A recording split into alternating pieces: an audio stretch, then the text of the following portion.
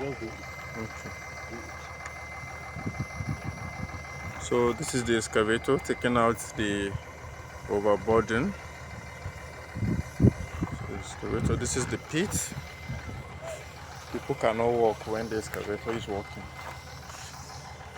This is the particular one of the pits here.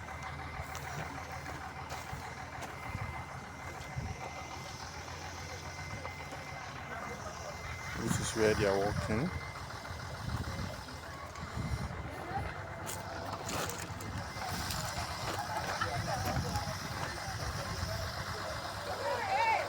There's people working here.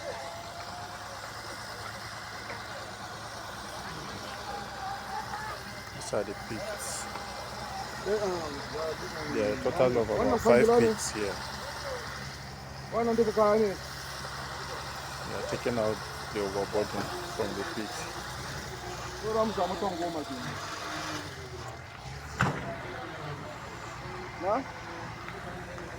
This very one has collapsed, so they are waiting for the excavator to be taken out.